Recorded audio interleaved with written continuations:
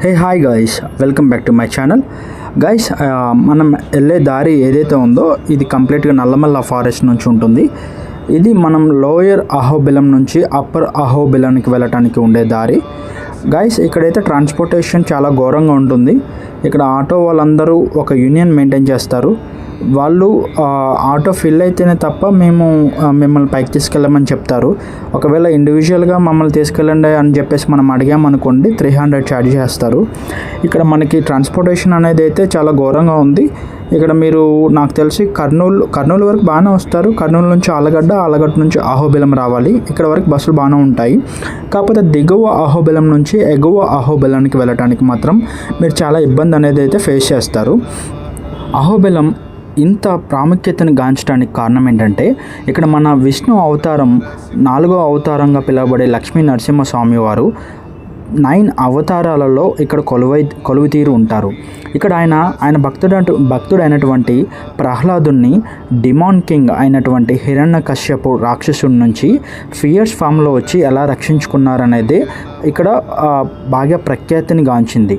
ఈ ప్లేస్లో 9 అవతారాలలో ఉన్నటువంటి నరసింహస్వామి వారు మొదట మనకు ట్రెక్కింగ్ రూట్ దర్శనంలో మొదట భార్గవ నరసింహస్వామి వారు ఆ రూపంలో మనకి దర్శనం ఇస్తారు. ఈయన స్మాల్ వాటర్ పాండ్ దగ్గర ఉంటారు. తర్వాత వచ్చేసి 2వ అవతారం యోగానంద నరసింహస్వామి వారు. 3వ అవతారం వచ్చేసి ఛత్రవతి నరసింహస్వామి వారు. ఈ స్వామివారు ఒక చెట్టు కింద దర్శనం ఇస్తారు.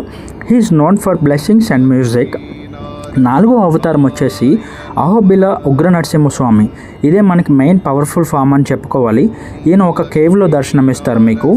5వ ఫామ్ వచ్చేసి క్రోధ వరాహ రూపం అంటారు.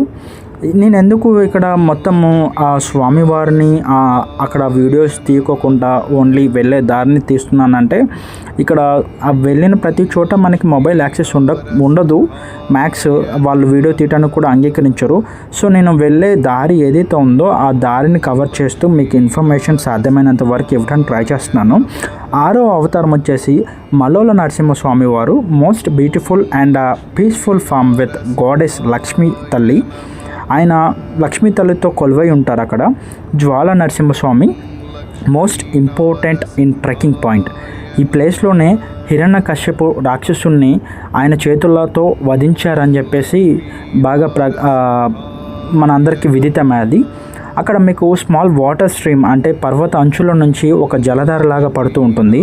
మీరు ట్రెక్కింగ్ పాయింట్ అంతా వెళ్ళి ఎక్కి చివర దాటిన తర్వాత మీకు కనిపించేది జ్వాల నరసింహస్వామి వారు. అక్కడ ట్రెక్కింగ్ పాయింట్ నుంచి జారిపడే చినుకులు మీ మీద పడిన వెంటనే మీరు అలసటనంతా మర్చిపోయి మీ శరీరం అంతా ఒక పులకరింపు, ఒక చల్లటి స్వభావాన్ని మీకు తెలియజేస్తుంది.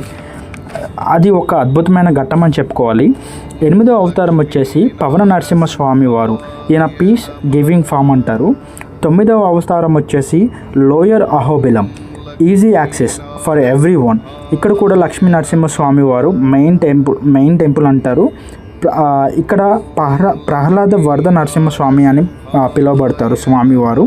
ఇది వచ్చేసి ఉగ్రస్తంభం ఉంటుందండి. ఇక్కడ ఉగ్రస్తంభం ఎక్కాలంటే చాలా వరకు మీరు ఫిట్గా ఉంటేనే ఎక్కడానికి ట్రై చేయండి. ఎందుకంటే చాలా ట్రెక్కింగ్ వేరే.